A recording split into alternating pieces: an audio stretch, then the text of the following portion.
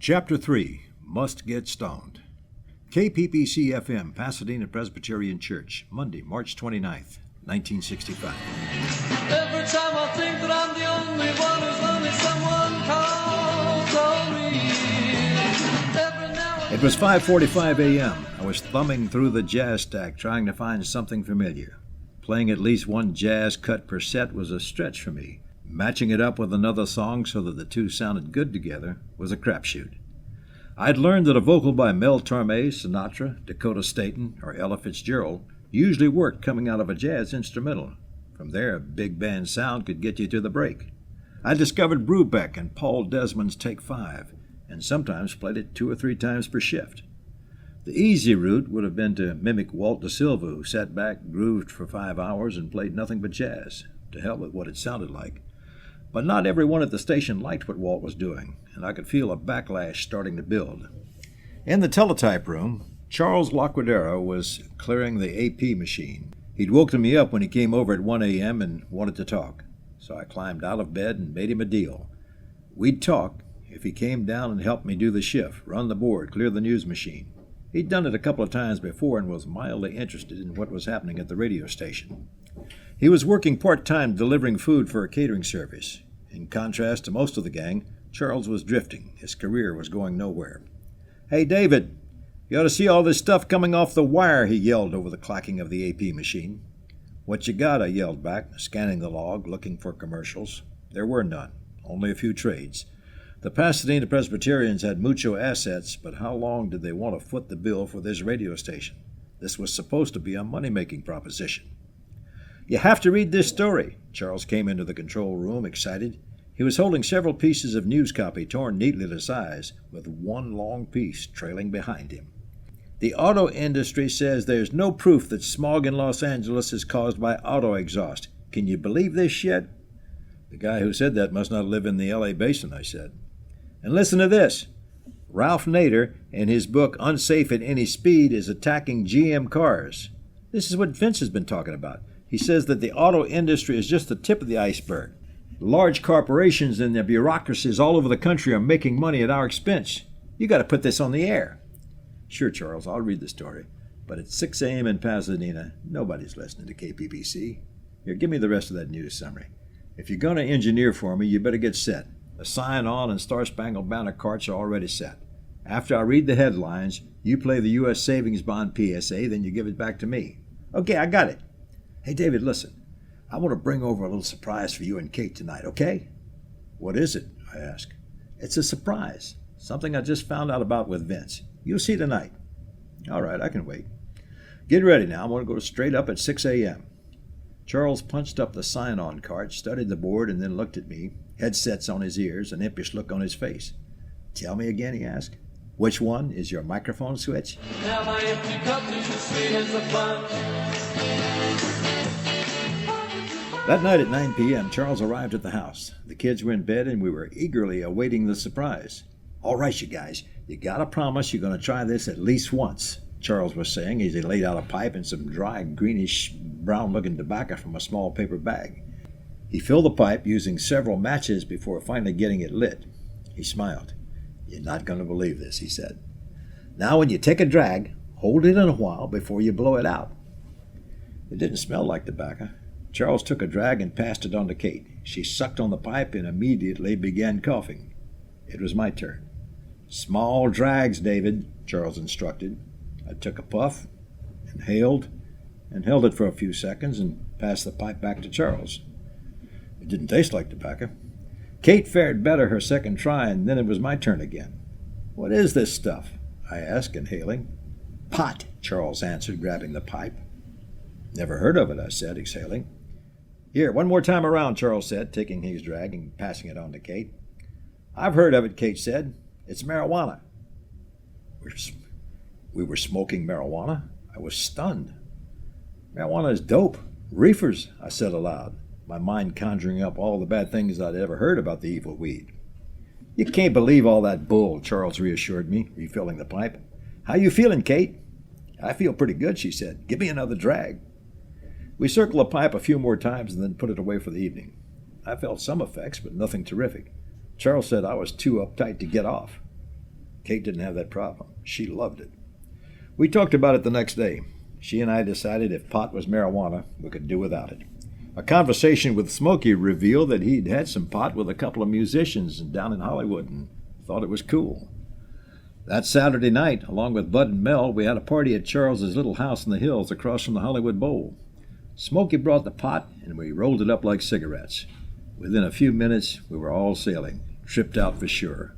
Distortion of time, 5 minutes seeming like an hour. The Beatles on the stereo sounding fantastic, laughing and eating, the whole gamut. Smokey and Kate ate about 15 popsicles. Sometime during the evening, Bud Tedesco slipped a John Coltrane record on Charles's stereo. Suddenly, I knew why Walt Da Silva loved jazz.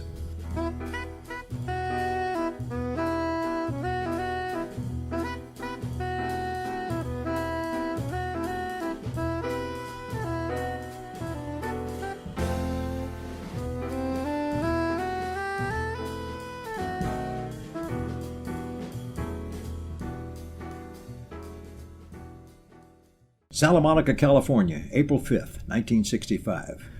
Good luck will rub off when I shake hands with you. Chim Chim Cheree, written by Richard M. and Robert B. Sherman, Wonderland Music Company. The Oscar being presented by Fred Astaire.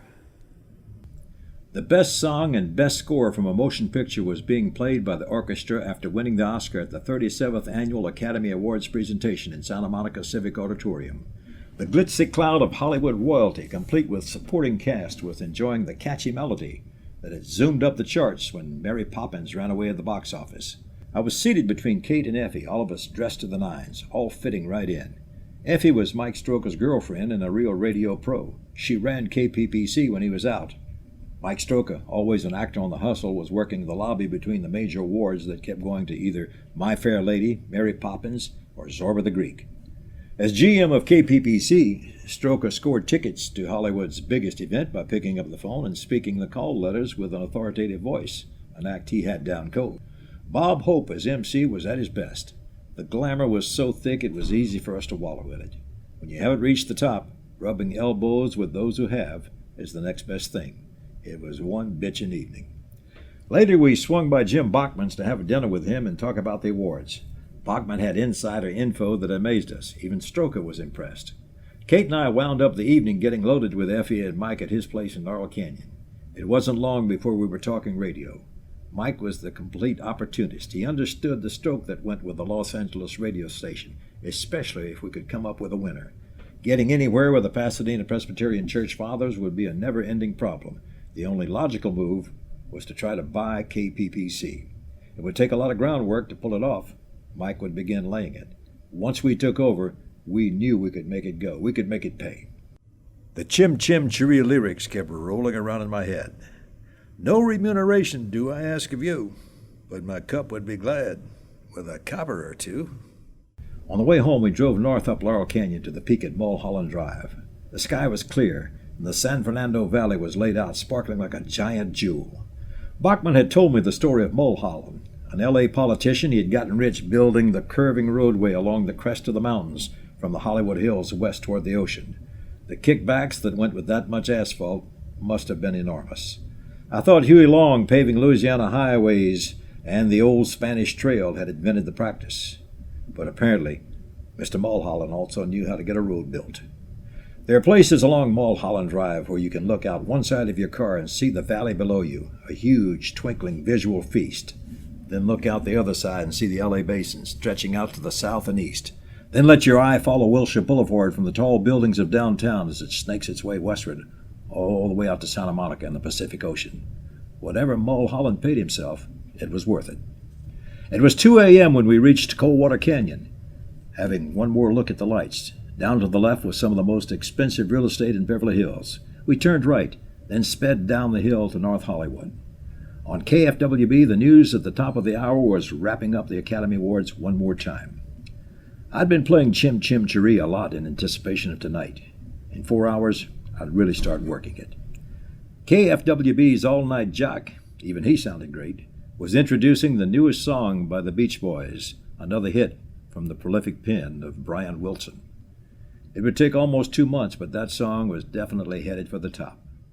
Daylight belonged to the Sherman Brothers Oscar winner, but tonight I was singing lead with California rocker Al Jardine.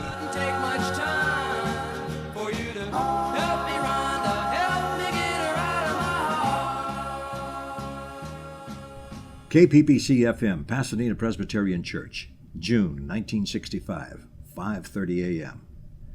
The transmitter was warming up. The sign-on card and Star Spangled Banner were in place and ready to go.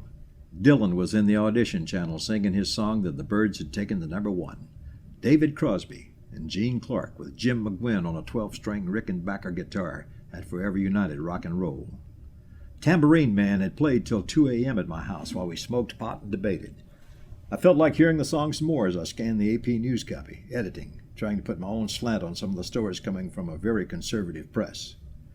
Heavy bombers from Guam were pounding the VC in South Vietnam. University teacher sit-ins were protesting administration policy in Southeast Asia. Lyndon Johnson was going to ask Congress to double the draft. We had covered it all last night. Bonnie and Cameron Helmuth were over to watch McGeorge Bundy on TV, defending Johnson's policy. Bonnie, a former Pasadena Playhouse classmate, was thin, blonde, waifish, and sexy. Cameron, her new husband, was a good-looking Ivy League type, handsome enough to become a fashion model in national publications. For now, he was still a student, one of many who felt that the U.S. needed to maintain a presence in Vietnam at all cost. When Vince and Charles arrived, the debate had risen to new heights and finally deteriorated into a cloud of smoke. I didn't have a clear view of where I stood. By that time of night, only Dylan's Tambourine Man made any sense. The lyrics continued to haunt me as I shifted in my squeaky chair, put on the headsets, and punched up another broadcast day on KPPC FM. By 10 p.m. that evening, I was thinking about turning in early to catch up on some badly needed sleep, when Smokey blew in with an entourage in tow.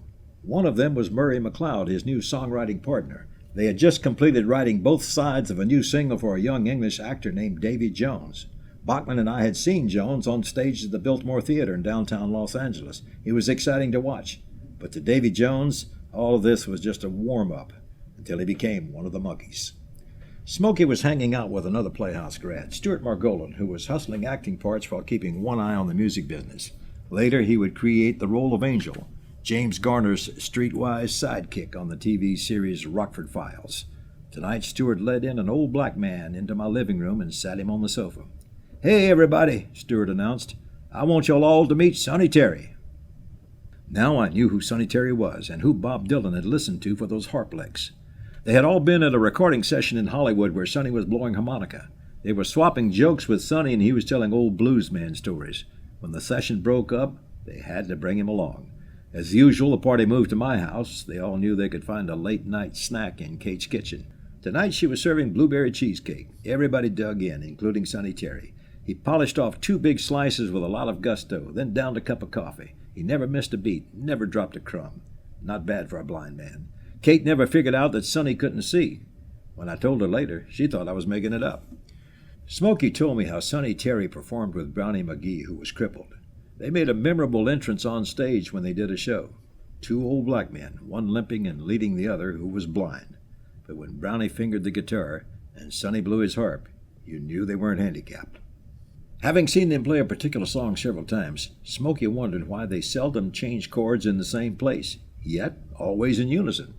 Asking for an explanation, Smokey said to Sonny, "I know you're not counting." "Course not," the old black man replied without explaining exactly how the 2 blues men were so in tune.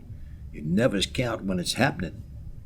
Murray pulled out the devil weed and Sonny fished out his harmonica, began to play, sing, and do field hollers on a song that was a lot older than any of us.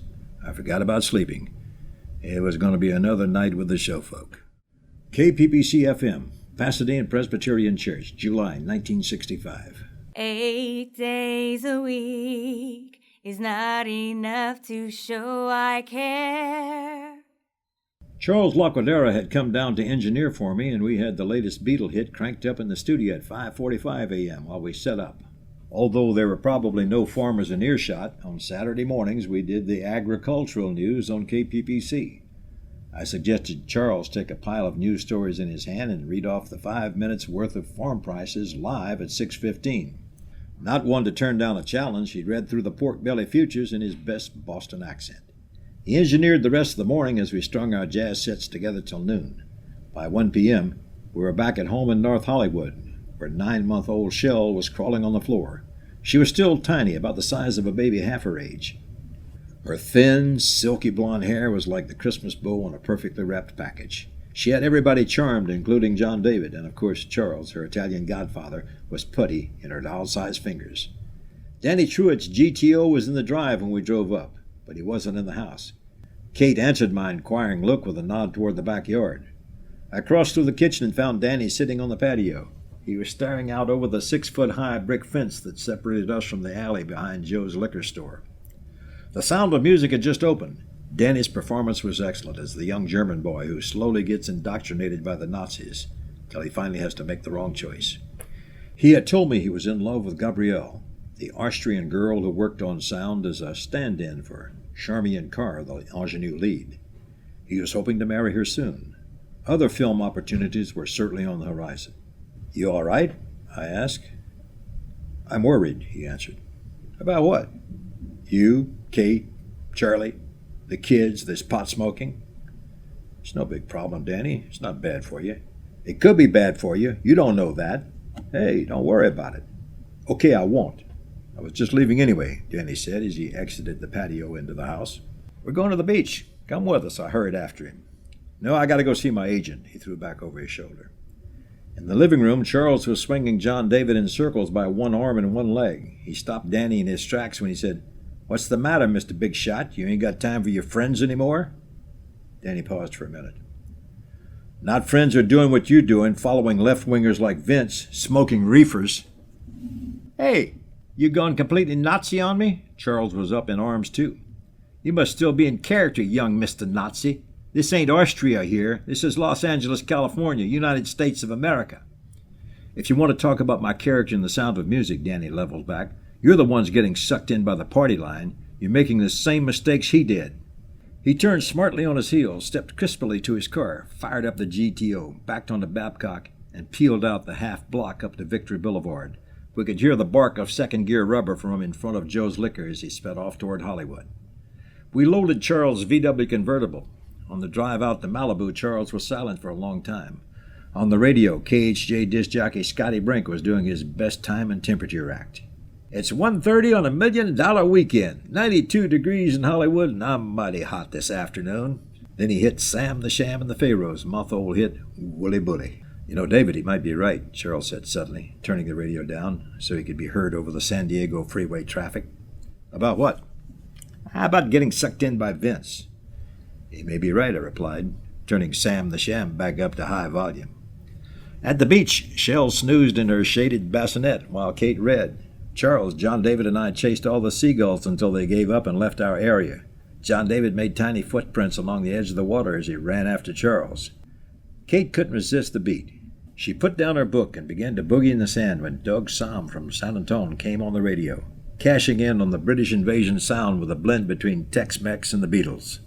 The producer-promoter genius who invented the Sir Douglas Quintet was Huey P. Moe, who grew up 15 miles from my home in Vermilion Parish in the 30s and 40s and went on to Houston recording studios to help create the swamp pop sound of South Louisiana with Dale and Grace, Tommy McLean, Rod Bernard, T.K. Hewland, Freddie Fender, and Warren Storm. When they pulled out of Port Arthur heading for Houston, Huey was riding in the back seat with disc jockey J.P. Richardson, as the Big Bopper wrote the B-side for that night's session. He called it Chantilly Lace and coined the phrase, "Ooh, baby, that's what I like." Huey was known as the Crazy Cajun and said to have the best ear in the South. He correctly identified one of the elusive but easily copied elements of the Beatles, which was the beat was on the beat. Easy for Huey P. Moe growing up on the Cajun two-step. As soon as he figured it out, he put Doug Somm in the studio and climbed the charts with She's About a Mover. Out on the Pacific at Malibu, Kate was dancing in the sand. Walking down the street, looking fine as she could be.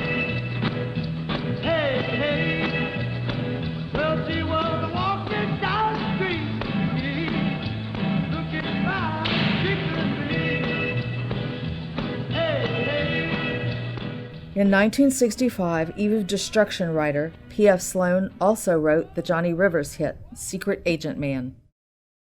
North Hollywood, August 20th, 1965, 4:30 a.m. But not for voting. You don't believe in war.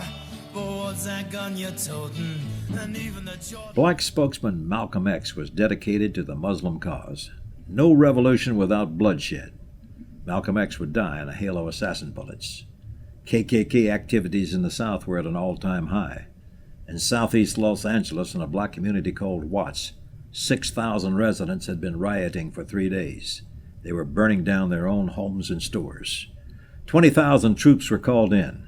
Some of the violence had spilled out of Watts and onto the freeways. There was fear it could spread to the white sections of Los Angeles. Ron Atkins had driven up from Downey to spend the night. I got up every morning at this time. He didn't have to be up, but he was. On this morning in North Hollywood, Ron Atkins handed me a .38 caliber revolver. "You never know when the brothers from Watts might decide to come north," he smiled broadly. "You wouldn't want to run into any of them while you're driving through Burbank." "What am I supposed to do with this gun?" I asked. "Keep it under your seat." "Go ahead, take it," Ron said, with his Southern Atkins grin. I put the gun next to my albums, and he continued. "You know, I've been thinking about joining the National Guard. I ain't a coward, and I ain't a communist, but I don't love old Lyndon enough to want to get shot at." "I know how you feel," I agreed with him.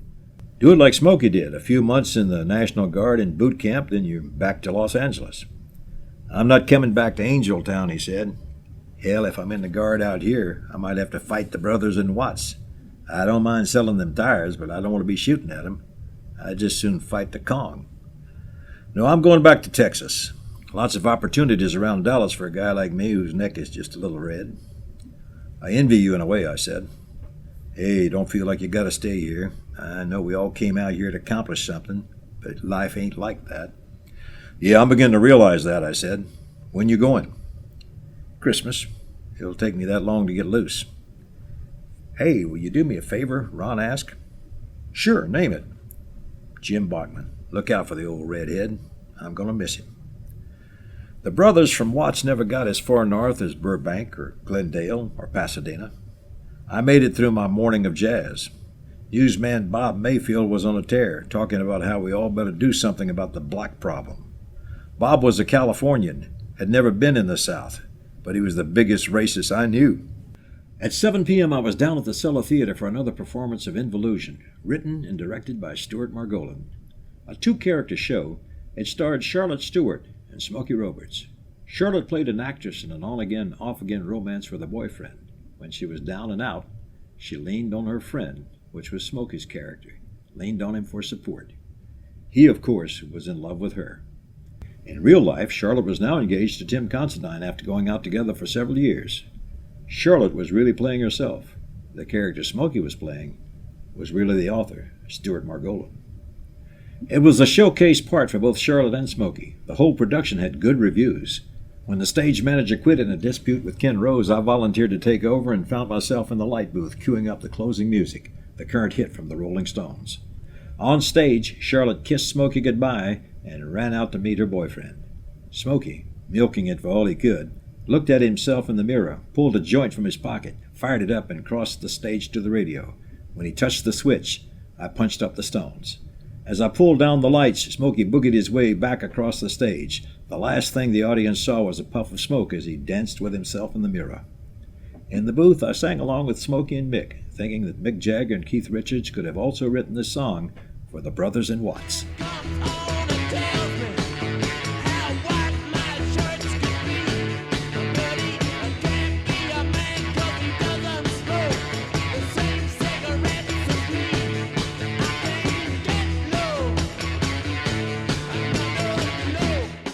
Beverly Hills, October 23rd, 1965. Once upon a time, you dressed so fine. You threw the bums a dime in your prime, didn't you? Bob Dylan, like a Rolling Stone, on Special Writer Music. Charlotte Stewart and Tim Considine were married in a beautiful ceremony at the Bel Air Church on Mulholland. Ken Rose was bending my ear during the reception that followed. "Listen, Davy, Tim has a guest shot on Bonanza," Ken informed me, as he sipped steadily on a glass of bourbon. "His and Charlotte's careers should take off." Ken and I were less optimistic about our own theatrical careers. I'd gotten a day's work each on 2 more Dr. Kildare segments, another single-liner speech on one, no lines, only a close-up on the other. Not much to write home about. Ken, who lived in a depressed state, was even more down than usual. While being a great creative outlet for him, the Cellar Theater was a constant harassment. "Davy, boy, I've been thinking." Ken edged up close to me, speaking in a low voice. "Maybe not right away, but somewhere down the road, I should take on a partner at the Cellar. If I do, you'd be the kind of guy I'd want to talk to." "Sure, Ken, I'd like to talk some more about it," I said. "There's a lot of things going on with me. Maybe not in acting, but I've got a broadcasting career, too." The possibility of buying KPPC was very much alive, according to Mike Stroka. He was pushing hard on the church fathers for them to either spend the money for a tall tower and bigger transmitter or sell the station. With those 2 choices, he figured they'd sell. There was also a small FM station down in Orange County, call letters KTBT in Garden Grove. That one was for sale. We thought we could put the money together for that one, but you couldn't own the Los Angeles radio audience from Orange County. You could from Pasadena. Besides, who'd want to drive an hour one way to Garden Grove? Not me. Meantime, life was kind of a drag, watching Ken Rose agonize over small details at cellar rehearsals till midnight. The fun was staying up late to wind down and groove till 2 and 3 a.m., smoking pot 3-4 times a week. Bud, Mel, Charles, Vince, Smokey, Murray, Bonnie, Cameron, and the non-smokers, Jim, Ron, Danny, or any of the above in any of several combinations were all part of our group, and usually at my house. Since Don Adams was a hit in Get Smart on television, most statements were preceded by, "Would you believe?" Los Angeles disc jockey Bob Crane made good in the World War II POW comedy Hogan's Heroes, strengthening my belief that a radio and acting career was a good mix. The war in Southeast Asia continued to occupy most of our conversations at our group gatherings. U.S. bombers had cut rails from Hanoi to Red China, and the news seesawed back and forth like 2 college football teams gaining and losing momentum in the biggest game of the year. Kate and I were driving to Las Vegas on an occasional weekend to catch Wayne Newton at the Flamingo and Rowan and Martin at the Sahara. Kate had worked 3 weeks at KPPC, filling in for Effie in the traffic department. She was a fast learner and an even faster worker. If we ever had the opportunity to run a radio station, we knew the ins and outs. Charles was now the regular KPPC AM announcer on Wednesdays and Sundays, the only 2 days that the AM was on the air. On those days, the Presbyterians broadcast the Sunday service and midweek devotionals, but stayed on the air additional hours, enough for Charles to play what he knew best, classical music. Charles was slowly becoming more of a leftist. It wasn't just Vince's influence anymore. He was drawing his own conclusions and being very vocal with his opinions. At KPPC, newsman Bob Mayfield hated Charles with a passion. I kept listening to both sides of the Vietnam issue at the nightly gatherings. Dragging myself out of bed at 4:30 a.m., I drove 80 miles an hour down the eastbound Burbank leg of the 134 freeway, timed the red lights through Glendale to Colorado Boulevard in Pasadena, drove past Los Robles, U-turned just before El Molino, parked in front of the church, and looked up at the building's architecture reaching into the dark pre-dawn of the smoggy San Gabriel Valley. The click of the lock, the clack-clack of the news machine. And while I thumbed through the jazz LPs trying to second-guess Walt Da Silva's disapproving ear, Bob Dylan played on the audition channel. West Texas, December 1965. Suddenly, I'm not half the man I used to be. Yesterday came suddenly. We drove out of Los Angeles heading east on Interstate 10, our 64 T-Bird loaded for Louisiana, followed by Ron Atkins with all his worldly possessions packed into his aging Chevy. 2 days later, we were a couple of 100 miles east of El Paso, where Interstate 20 sliced off to the northeast. We followed it through Pecos, Odessa, Big Springs, and finally to the outskirts of Abilene. We pulled over to the side of the road. Ron kissed Kate and the kids goodbye. Then he and I stood looking out at the distant mountains of the New Mexico Badlands, the West Texas wind blowing through our hair and rustling our shirt sleeves. When we'd first arrived in Los Angeles 4.5 years earlier, we saw Marlon Brando and Carl Malden in the classic Western movie One-Eyed Jacks. Ron had learned to mimic Brando's Kid Rio mumble, We knew most of the lines from the screenplay and used them often. This was the perfect setting, and I knew what Ron would say before he started to talk. "Dan," he said, squinching his nose to get the proper Brando nasality, "you remember that time down in Sonora when you got drunk and shot that lady's goat?" "You're a one-eyed Jack around these parts, kid," I replied, playing my part and feeding him the lines. "But I done seen your other side." "Take it easy, Dad." Ron gave me one last grin. "Maybe we'll get together sometime and transport some gold for the government." Then he was gone, heading east to Dallas. We spent a couple of days with the Bernards in Abilene. Woody was in from his first round of training as a Special Forces paratrooper. That was all he could talk about. We were home in the Bayou country for the Christmas holidays. My younger cousin Teddy Sasak was getting ready to report for boot camp. High school buddy Jimmy Chapman was in town. After 6 years with the 82nd Airborne, he was military from his boots up. His conversation was light years away from anything Vince and Charles talked about.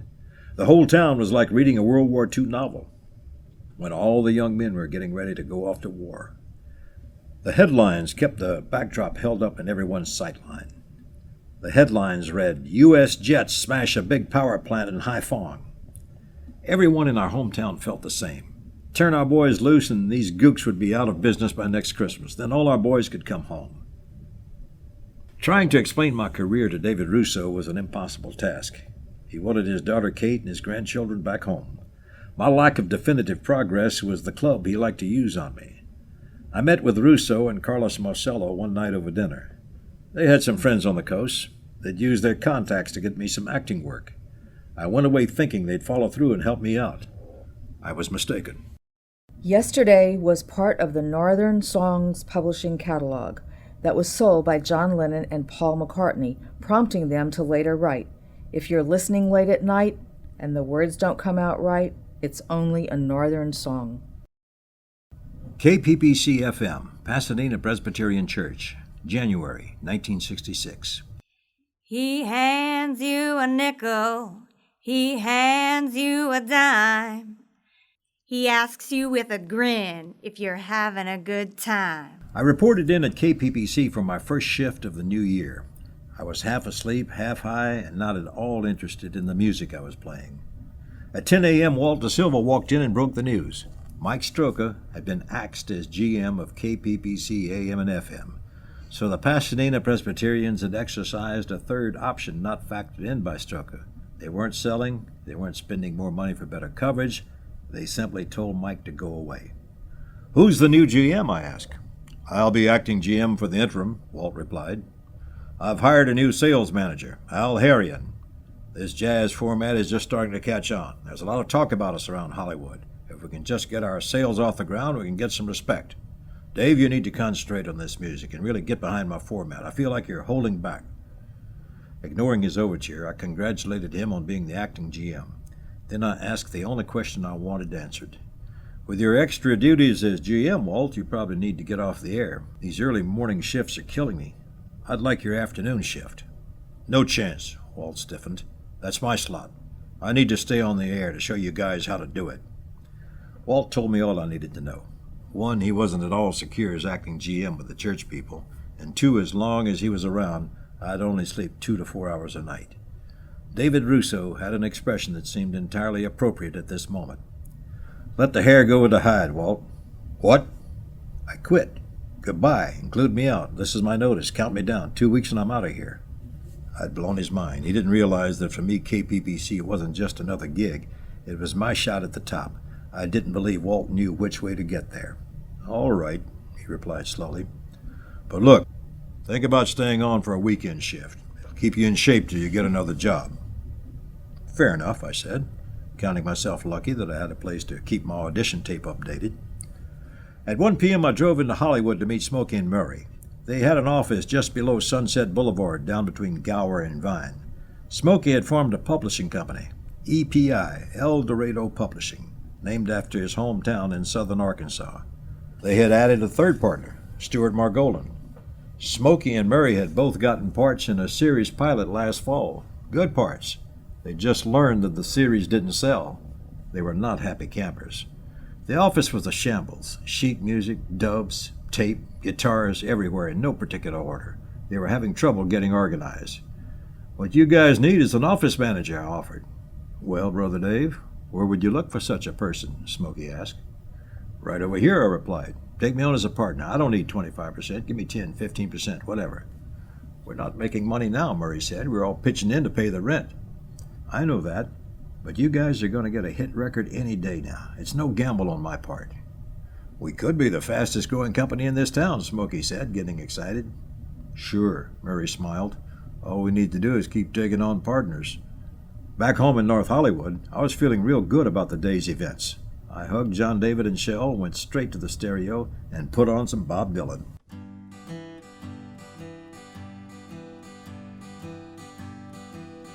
North Hollywood, February 1966. Don't say I never warned you when your train gets lost. Dylan was always with us. The Pulitzer Prize for Literature was in the lyrics and in the titles. Takes a lot to laugh, takes a train to cry. That's what Bob Dylan said. Now that I was no longer getting up at 4:30 a.m., we were getting high almost every night and staying up till 5 or 6 o'clock in the morning, then sleeping till noon. Gorging ourselves with life was the way Smokey described it. Charles said we were on a fast track to hedonism.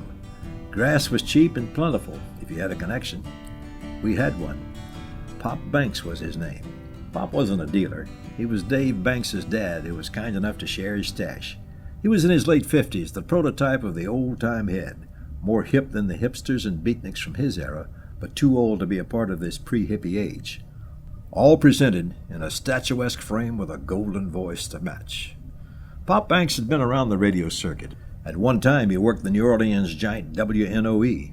He told me, "Pierce, radio sales is a great life. You sign up a retail businessman to advertise with you, and the two of you become partners. Every morning he opens his doors to the public and works all day long, serving the customers you sent to him. All you do is mention his name a couple of times between the records. At the end of the month, he sends you your cut." Pop lived in an upstairs courtyard apartment in Hollywood. The first time I went to his apartment for a $10 bag, I rediscovered the fear I had that night 7 years earlier when 4 Cajun kids ran from the state police. I walked out onto La Brea Avenue, the bag bulging in my blue jeans pocket, taking forever to cross 10 yards of sidewalk to my car. I just knew the place was under surveillance, and I'd wind up at the bottom of a cell block in Alcatraz, or I'd get stuck in Folsom Prison, or even get deported to Guatemala like they did Carlos Marcello. The long arm of the law never reached for any of us. But sometimes, late at night, at home in North Hollywood, there'd be trouble at the lounge next door to Joe's liquor store. Then the flashing red lights on Babcock sent us scurrying to the bathroom, ready to flush the evidence. The icy paranoia would crawl up our spines, and we knew we were lawbreakers, pure and simple. Timothy Leary lectured on LSD in Hollywood one evening. Kate and Smokey were there. They came home telling about a filmed experiment where the doctor handed a subject the powerful hallucinogen with the words, "I believe it's time for your lysergic acid." For several months afterwards, we always found an appropriate moment to tell someone, "I believe it's time for your lysergic acid." So far, it was all for laughs only. At the EPI office, the creativity was flowing. Ideas for songs, lyrics, and melodies were constantly churning. Some of it good, some of it off the wall. Smokey wrote a lyric to the old Streets of Laredo melody, something to the effect of "Groovy Go-Go Girls should carry my fender." Epic Records thought it was brilliant. Disc jockey Scotty Brink did an interview with us and broadcast it on KHJ.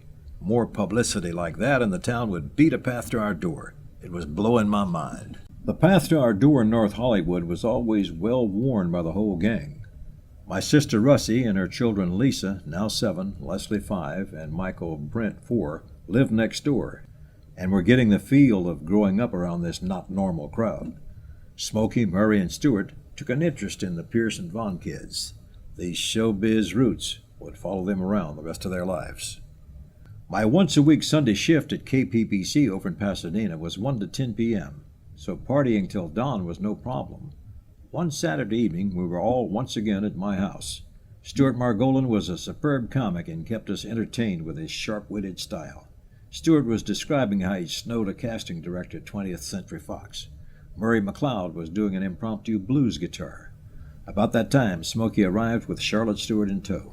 The dream girl was back in the gang for good. Just about midnight.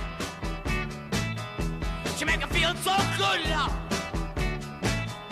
She make her feel alright.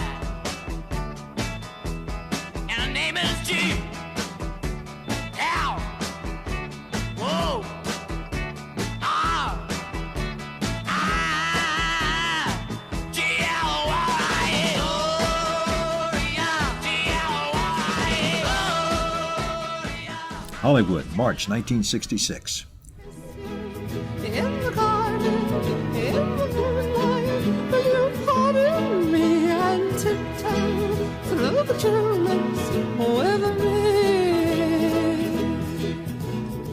It was 10 p.m. I was just wrapping a rehearsal from playwright Arthur Miller's Memory of Two Mondays, my best part yet at the Cellar Theater. Ken Rose had cast me as a 19-year-old Bert, the kid in the machine shop on his way to college and a better future. Peter Pastori, another Pasadena playhouser, was playing the 38-year-old machinist philosopher who would never fight his way out of the life in which he was trapped. Pastori worked as a barber daytime and acted at night. Arthur Miller could not have found anyone whose real life fit this character better than Peter Pastori. For me, it was an opportunity to act in a strong, emotional role playing a young, appealing character. Ken Rose knew how to cast a show. Kate and the kids were at the theater waiting for me to finish up. The Padre Hotel was the permanent residence for a group of midgets who worked in films. Evenings, they mingled in the lobby of the Padre. While I rehearsed in the basement, John David and Shell played with the little people in the Padre alley between the hotel and the Cellar Theater. There was something kind of strange about watching kids and midgets play together, but they all seemed to be having a good time. Before we drove out to the valley, we circled by the EPI office to pick up some paperwork. Smokey and Murray were working on a song. The sound of Mark Golan's old Porsche pulled up out front and was followed by Stewart entering the office, a wild look in his eye. "You won't believe this guy I just saw," Stu was saying. "What a freak. At first I thought he was snowing me and the whole audience, but he's for real. He calls himself, would you believe, Tiny Tim." "Is he a kid?" Murray asked. "No, he's a grown man. At least I think he's a man. At first I thought maybe he was a woman. He sings in a high falsetto." What does he sing? Does he play a guitar?" Smokey wanted to know. "He plays a ukulele." "A uke?" Smokey was incredulous. "Nobody plays a uke." "I know," Stu said. "It's too wild. He sings all these old songs like Tiptoe Through the Tulips." "Can he sing? How does he sound?" Murray asked. "No, he can't sing. He sounds horrible. He's terrific. I'm telling you, we got to go see this freak. Put him under contract. He's playing a storefront off Fairfax called the Cabaret Theater." The next night we were at the Cabaret. The lights dimmed, and the spot came up on one of the strangest humans we'd ever seen. In half song, half narration, he said, "Welcome to my dream, and how are you? Brush off that stardust. Where have you been? Don't tell me my rainbow was late getting in." He segued into a country and western arrangement of the George M. Cohan song titled "Then I'll Be Satisfied with Life," a song I remembered Casey singing 15 years earlier. He also did a weird rendition of "I Got You, Babe," doing both Sonny and Cher's parts in high and low voice, all the time strumming on a uke that was in bad need of tuning. After the show, we told Tiny Tim how much we enjoyed his performance. He seemed genuinely humble, a real person trapped in a weird characterization. It was only a few hours later at the EPI office when Stewart came up with the idea of a midnight musical review every Friday and Saturday in Hollywood. The strip was loaded with young freaks every weekend. We'd give them a show on stage that would be even freakier than what was happening on the streets. We'd start with a couple of straight acts like folk singer Donna Washburn from the Playhouse. Next, we'd send on a large black girl blues singer we were trying to manage, perhaps a couple of comedy acts, and an off-the-wall hip rap from a young actor named David Kent. Then we'd out-freak them all with Tiny Tim. We grooved on the idea for a few days. We rented a theater, negotiated with Tiny Tim.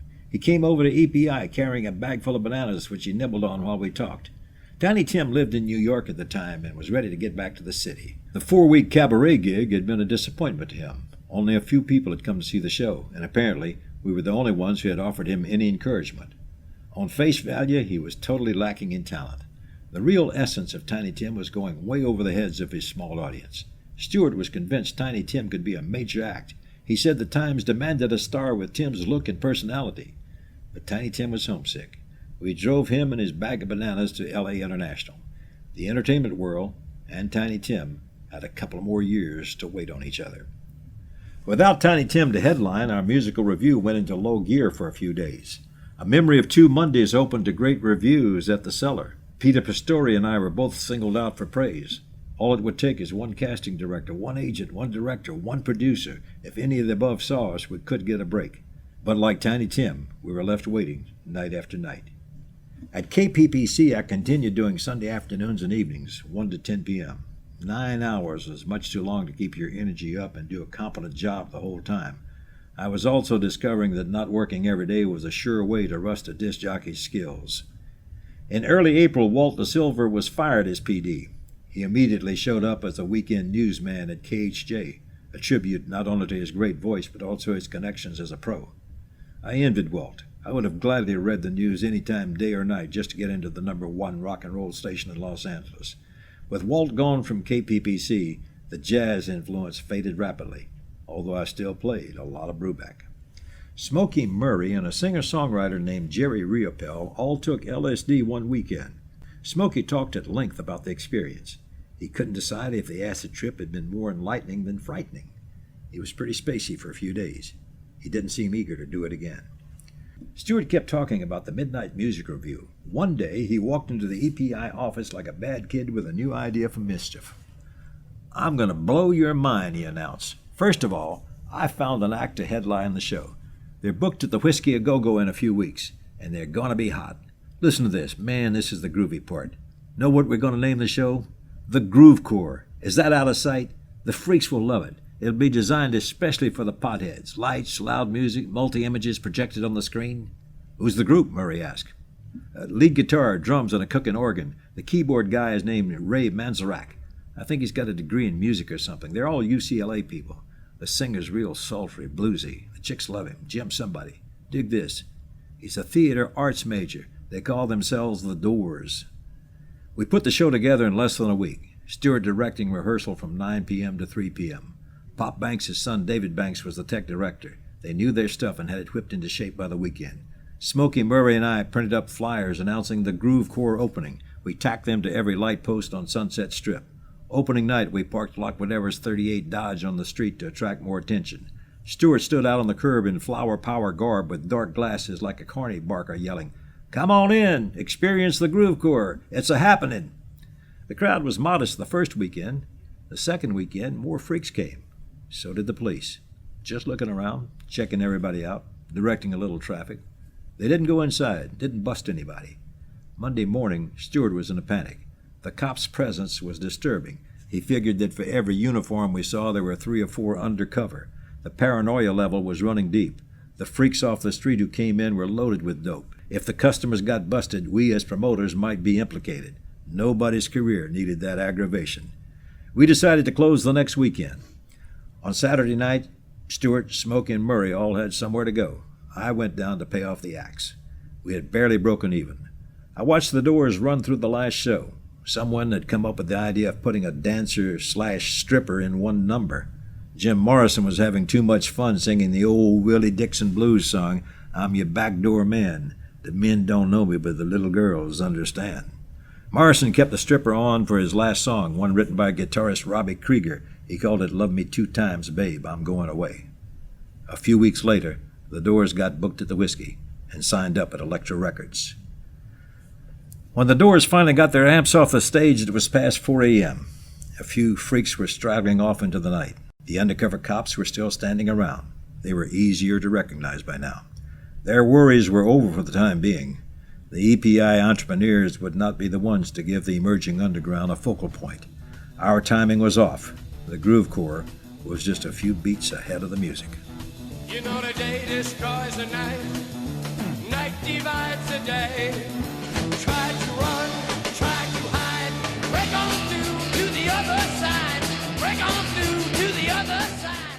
The name The Doors was Morrison's idea. The name came from the book The Doors of Perception by Aldous Huxley, which was inspired by a line of poetry written by William Blake. When the Doors' first album was released, the Beatles promptly bought 8 copies. To the other side.